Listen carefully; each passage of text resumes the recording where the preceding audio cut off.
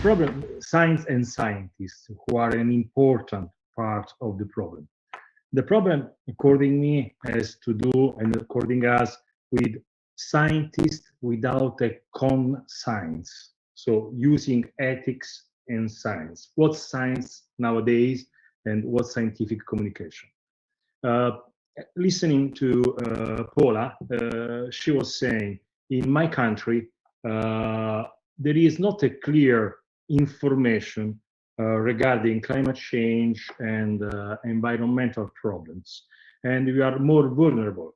There is not the right information, and this connects to what Martina was saying. There is a lack of trust in governments in some countries. So I was starting from what Guy you were saying, and Paula and Martina, in order to connect the first two pillars of the problem, which are governments, so how the policymakers are ruling their countries basing on the economic situation in those countries, and so how how do they deal with information in those countries, and scientists who are sometimes, because of research and innovation in some countries like Italy itself, for instance, or Europe, are based not so much on private investments, but on government investments. So they, let's say, drive the direction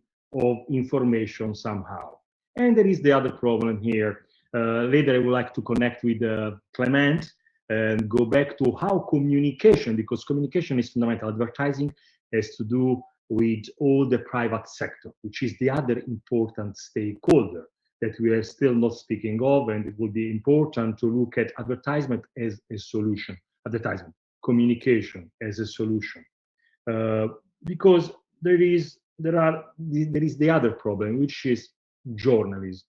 I see there Roberto Savio, who is the founder of an independent way of looking through critical thinking at reality. What's missing nowadays? I spent my first 8 years, almost 10 years of activities in Reuters. So I've been working for Reuters when Reuters was Reuters. Something was changing. Something was changing when information became the driver of the markets. So when information became for profit, let's say, and that's why I was highlighting the role of Roberto Savio here, of Riccardo himself. So the problem with journalists is from freedom from bias. Maybe they are free of acting, but they are not really free because they don't really see they are the output of the culture of their backgrounds, and sometimes of know-how, because transforming something that science should tell in something which is useful to be understood and appealing for the masses is really difficult. So if there is a scientist without conscience, and if we have a journalist who has not the know-how and sometimes maybe not the will, he doesn't want to transfer some messages, it becomes really a bigger problem. And the last pillar are the citizens. We are speaking a lot of citizens. The platform is called Citizen Platform, and we are speaking of the citizen journalism since years.